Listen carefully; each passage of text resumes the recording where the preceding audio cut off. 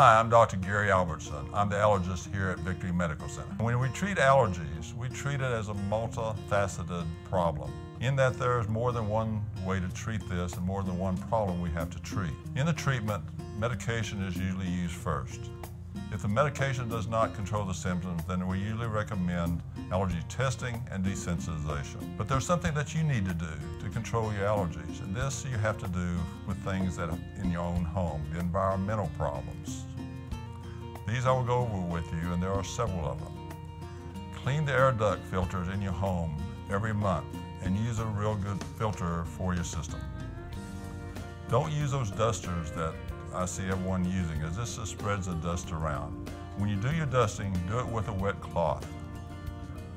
Also, keep all carpet and drapes out of your bedroom, as these collect pollens, dust, and dust mites. You can buy air filtering units that cost from a few $100s to several thousand, but we have developed a filtering system that costs under $40 per unit. And we recommend you put these units in every room of your house, but especially your bedroom. When you buy furniture, be sure it's leather or it's non-upholstered furniture, as upholstered furniture collects a lot of dust and pollens, and that's harder to clean.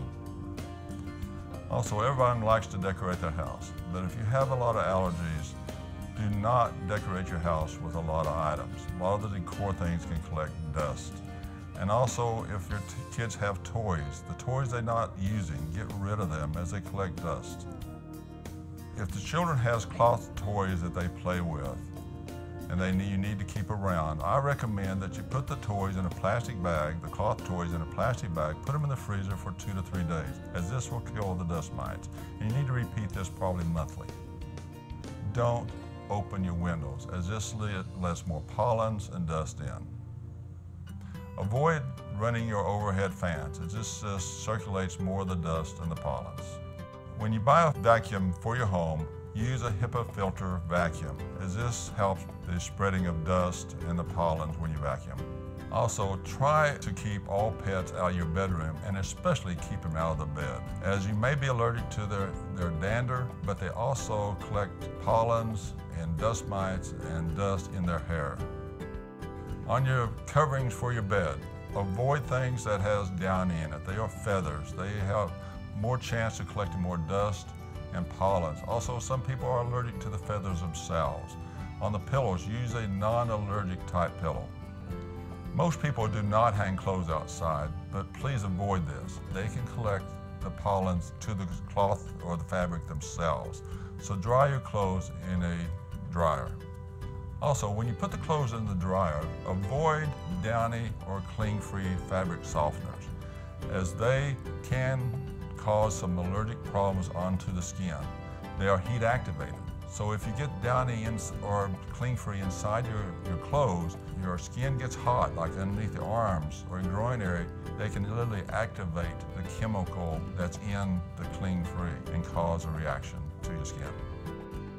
Now, everybody likes being outside, but try to avoid the 5 a.m. to 10 a.m. in the morning, as this is a time that air is more dense. When the air is more cool and dense, the pollens are closer to the ground, so you get more exposure to the pollens and dust, etc. Dust mites is an extreme problem on mattresses, so you need to get dust mite covers. You can get them at all different stores, but they are kind of a plastic covering that is zip around your mattresses. Please do that to your mattresses and your pillows.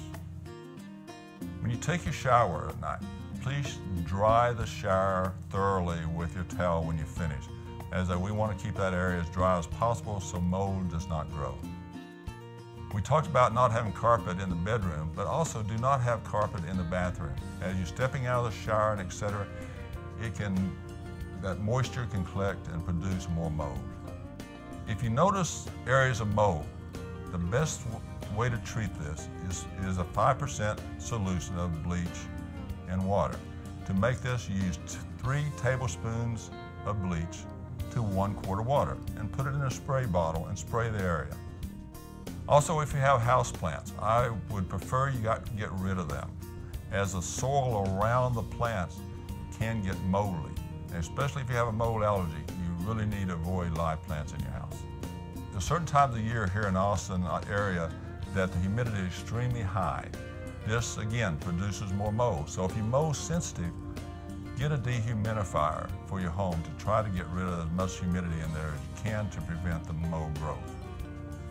Most people think that when they mow the grass and they have runny nose, itchy eyes, that they're allergic to the grass. That's not necessarily so. It's usually due to the mold that you're stirring up in the ground as you mow. So grass allergies occur usually a different time of the year, not in the midsummer when the grass pollinates. So if you have a lot of mold allergies, don't mow the grass. Have your wife do it or someone else.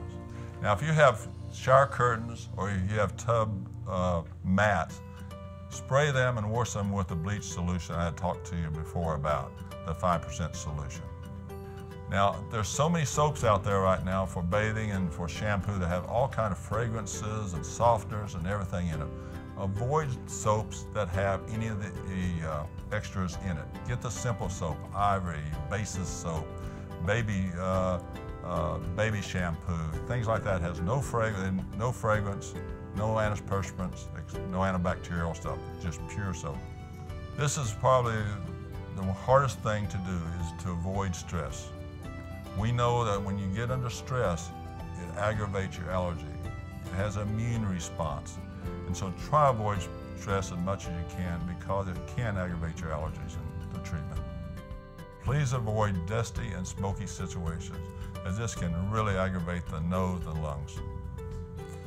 In your bedroom or anywhere in the house, avoid the mini blinds or any kind of blinds, because this collects dust and pollens.